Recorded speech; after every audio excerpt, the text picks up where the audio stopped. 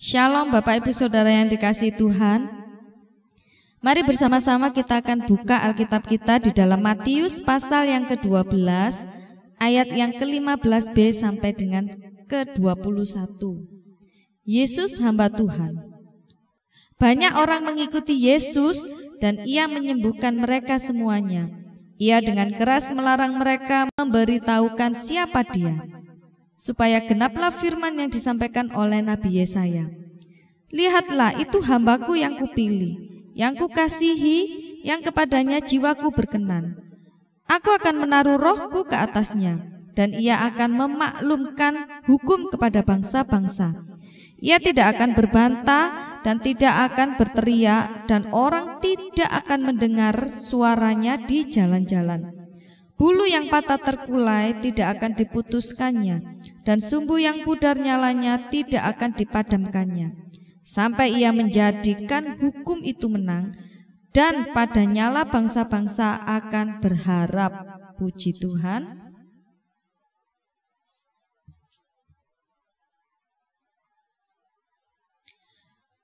Renungan hari ini saya memberikan tema, benarkah kita ini termasuk hamba Tuhan? Sering saya mendengar orang berkata bahwa pendeta adalah hamba Tuhan. Sedangkan orang Kristen selain pendeta, jika dia aktif maka dia disebut sebagai pekerja. Sedangkan yang tidak aktif atau jemaat biasa hanya disebut sebagai anak Tuhan atau orang awam. Saya tidak tahu dari mana pengertian ini beredar, pengertian ini dimulai. Bayangkan, seorang yang karena pernah bersekolah Alkitab atau sekolah teologi, dia sudah bisa disebut sebagai hamba Tuhan. Sedangkan orang lain yang belum pernah belajar teologi disebut sebagai orang Kristen biasa.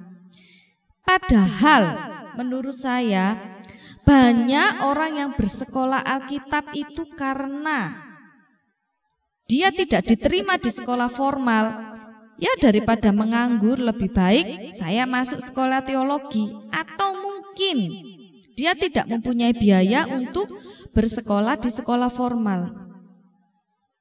Dan pada saat itu karena gerejanya memberikan satu beasiswa bagi orang yang mau masuk sekolah Alkitab, akhirnya dia menerima dan masuk sekolah Alkitab. Atau bisa jadi orang ini disuruh oleh orang tuanya karena orang tuanya menjadi pendeta, dan dia mau ikut-ikutan menjadi pendeta, apalagi yang orang tuanya telah meninggal. Maka dia akan melanjutkan jejaknya sebagai seorang pendeta. Mari kita lihat apa sih yang digambarkan Alkitab ini mengenai seorang hamba Tuhan. Yang pertama, hamba Tuhan adalah orang yang dipilih. Ayat yang ke-18, lihatlah, itu hambaku yang kupilih, yang kukasihi, yang kepadanya jiwaku berkenan. Aku akan menaruh rohku ke atasnya, dan ia akan memaklumkan hukum kepada bangsa-bangsa. Di sini sangat jelas seorang yang disebut hamba Tuhan adalah orang yang menerima perkenanan Tuhan dan hidup di dalam roh. Dia orang yang benar-benar dipilih oleh Tuhan untuk melayani. Banyak orang berpikir, saya bukan hamba Tuhan, tetapi orang awam. Karena kita selalu berpikir bahwa seorang hamba Tuhan itu adalah seorang yang berkhotbah di mimbar dan memiliki jabatan sebagai seorang pendeta. Orang bisa memiliki jabatan sebagai pendeta, tetapi belum tentu loh dia itu disebut sebagai seorang hamba Tuhan. Orang boleh memiliki gelar sebagai sarjana teologi, tapi belum tentu juga dia seorang hamba Tuhan. Tetapi saya mau memberitahu bahwa seseorang yang dipilih dan dia memberikan respon untuk melayani. Apalagi orang ini telah mendapatkan perkenanan Tuhan dan hidupnya selalu dituntun oleh Roh Kudus, dia sudah bisa disebut sebagai seorang hamba Tuhan.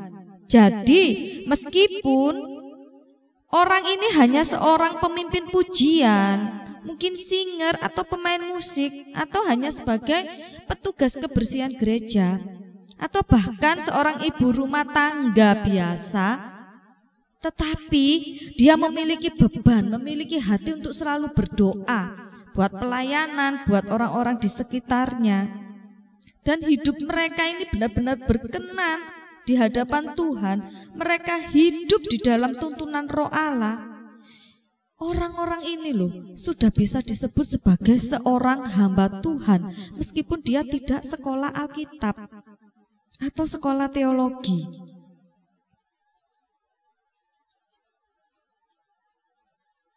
Bapak Ibu Saudara yang dikasihi Tuhan, jadi belum tentu orang yang bersekolah Alkitab disebut hamba Tuhan. Dia boleh bersekolah Alkitab, tetapi kalau dia tidak punya beban untuk melayani, hidupnya tidak dituntun oleh Roh, apakah dia bisa disebut sebagai seorang hamba Tuhan?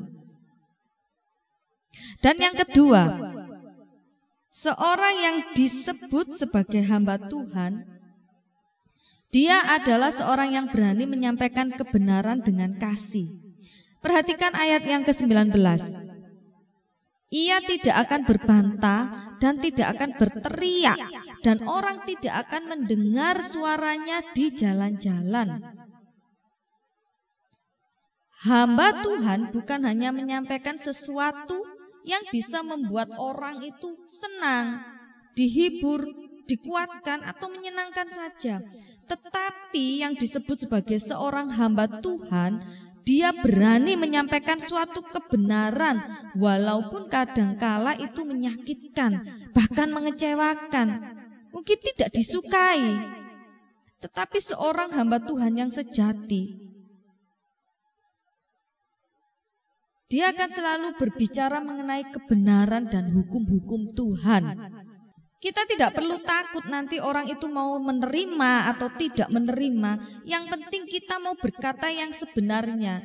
Kalau memang salah, ya harus dikatakan salah. Dan kalau memang perlu ditegur, ya kita tegur dengan penuh kasih. Kita tidak perlu berbantah dalam menegur. Tegur saja dengan pelan-pelan, dengan kasih. Luruskan jalannya yang salah. Jangan pernah takut ketika kita akan memberitakan kebenaran.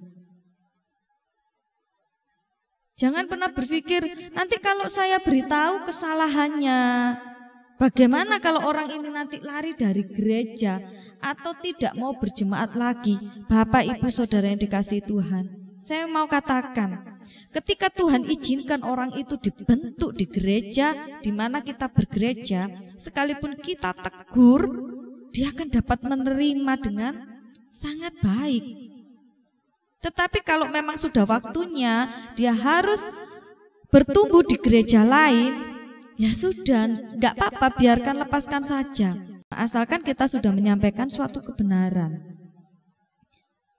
Tuhan Yesus itu disebut sebagai hamba Tuhan. Kenapa?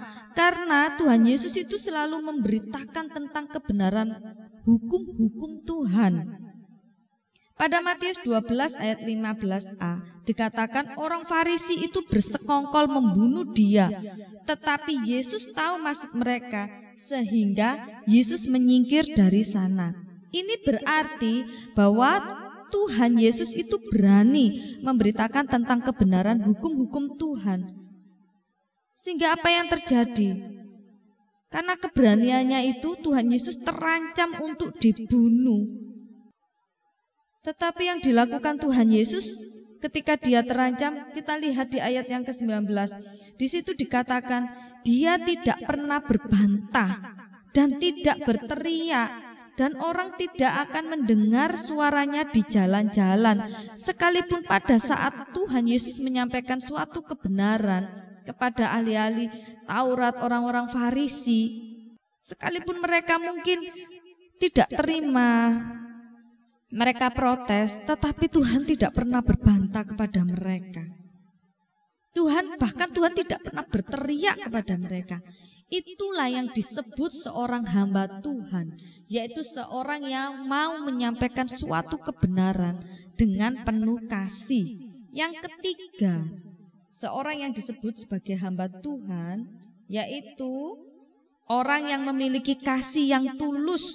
Ayat yang ke-20, bulu yang patah terkulai tidak akan diputuskannya, sumbu yang pudar nyalanya tidak akan dipadamkannya, sampai ia menjadikan hukum itu menang. Bulu yang terkulai dan sumbu yang pudar nyalanya adalah gambaran tentang orang yang hidup dalam kegelapan, orang yang sakit, orang yang frustasi, orang yang dicap berdosa, dan sebagainya. Jika melihat orang-orang yang seperti ini, respon kebanyakan orang biasanya berusaha untuk menjauhi, meremehkan, mengucilkan, bahkan menghakimi mereka. Tetapi perhatikan apa yang Tuhan perbuat terhadap mereka. Tuhan tidak akan memutuskan bulu itu dan tidak akan memadamkan sumbu yang nyalanya tinggal sedikit.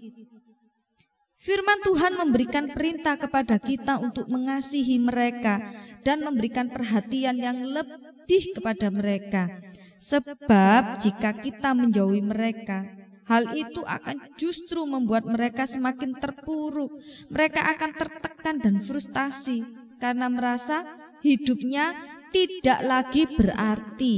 Dan inilah tugas seorang hamba Tuhan, seorang yang disebut hamba Tuhan. Dia harus memiliki kasih yang tulus untuk menolong mereka. Kasih yang motivasinya murni, benar. Jadi menolong bukan karena apa nanti yang akan diberikan orang itu ketika saya tolong mereka. Bukan seperti itu. Tapi seorang hamba Tuhan, dia adalah orang yang memiliki kasih yang tulus. Yang keempat, disebut sebagai seorang hamba Tuhan jika seorang itu mampu memberi semangat dan harapan di dalam Tuhan kepada orang-orang yang sedang putus asa. Ayat yang ke-21 dikatakan, dan padanyalah bangsa-bangsa akan berharap. Bapak Ibu Saudara yang dikasihi Tuhan, kita nggak bisa lagi menaruh pengharapan di dunia ini. Semuanya itu sedang bergoncang, apalagi di tengah situasi pandemi seperti ini. Orang-orang mulai hidup dengan egois. Mereka mulai hidup yang penting saya selamat. Banyak yang mulai tidak memperhatikan satu dengan yang lain, sehingga ketika kita melihat yang seperti ini, harapan kita itu pupus untuk bisa maju, untuk bisa memulai hidup yang baru.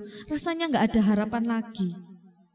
Dan menyikapi hal seperti ini, seorang hamba Tuhan bukan semakin melemahkan orang lain di dalam setiap perkataan kita, di dalam setiap tindakan kita, tetapi seorang hamba Tuhan akan mampu memberikan pengharapan kepada orang-orang yang sedang letih lesu, lemah dan berbeban berat. Mungkin dengan cara menguatkan mereka di dalam doa. Sebisa mungkin kita membantu mereka. Sebagai hamba Tuhan, perkataan kita itu harus menjadi berkat. Kita harus berani menceritakan kepada orang-orang yang sedang berputus asa itu bahwa masih ada harapan di dalam Tuhan. Dunia boleh bergelora, gunung-gunung boleh bergoncang, tetapi Tuhan Yesus tidak pernah ingkar janji untuk memberikan jalan keluar bagi setiap orang yang mau percaya dan menaruh harap sepenuhnya kepada Tuhan. Jadi jangan pernah takut untuk berharap pada Tuhan, Sang pemilik alam semesta ini. Tuhan mampu lakukan apa saja untuk Bapak, Ibu, Saudara, dan saya. Taruh harapan kita kepada Tuhan, dan tugas seorang hamba Tuhan menguatkan orang-orang yang sedang lemah ini. Tugas Bapak, Ibu, Saudara, termasuk saya, Ketika kita menjumpai orang yang sedang lemah imannya, sedang terpuruk, sedang menghadapi masalah, tugas kita sebagai seorang hamba Tuhan adalah menguatkan mereka dan memberitahu kepada mereka bahwa di dalam Tuhan masih ada harapan. Sekalipun nampaknya mustahil bagi manusia, tetapi bagi Tuhan tidak ada yang mustahil. Jadi tetap berharap kepada Tuhan. Dari perikop ini kita belajar bahwa yang disebut sebagai hamba Tuhan bukan hanya seorang pendeta saja. Kita juga bisa disebut hamba Tuhan apabila kita hidup selalu di dalam pimpinan roh. Kita mau meresponi panggilan kita. Kita dipilih dan kita mau meresponi untuk mau melayani. Dan kita mau belajar hidup berkenan kepada Tuhan. Itu ciri khas seorang hamba Tuhan. Selanjutnya apa yang bisa kita pelajari dari perikop ini? Seorang hamba Tuhan adalah seorang yang berani menyampaikan kebenaran tentang Tuhan dan hukum-hukumnya dengan kasih kepada orang-orang di sekitar kita. Dan yang ketiga, seorang hamba Tuhan adalah seorang yang memiliki kasih yang tulus kepada sesama. Menolong bukan untuk imbalan, tetapi menolong dengan tulus dari dalam diri kita, dari dalam hati kita, hanya untuk kemuliaan Tuhan.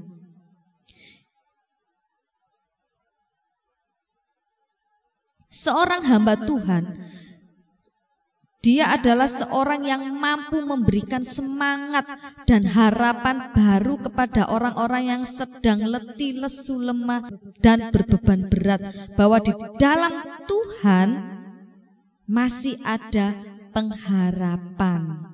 Mari kita responi, kita mau melayani Tuhan dengan tulus. Kita semua adalah hamba Tuhan. Orang-orang yang mau benar-benar tulus untuk melayani Tuhan, dia bisa disebut sebagai hamba Tuhan. Mari kita berdoa. Tuhan Yesus yang baik, kami mengucap syukur untuk hari ini.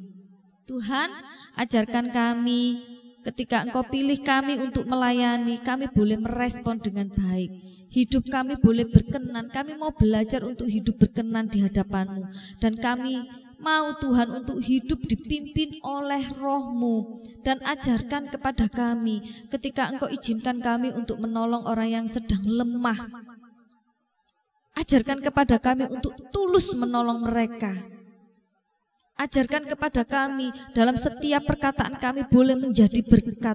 Sehingga orang yang merasa tidak ada harapan lagi, mereka boleh dikuatkan Tuhan. Terima kasih, pimpin kami Tuhan, pimpin kami. Terima kasih ya Tuhan. Kami percaya di tengah situasi yang tidak memungkinkan ini, mungkin terlalu banyak masalah, sakit, penyakit terjadi di sana sini Tuhan. Tapi kami percaya ketika kami ada di dalam Engkau Tuhan, Engkau yang menjadi pagar perlindungan atas kami, Engkau yang menjadi perisai atas kami.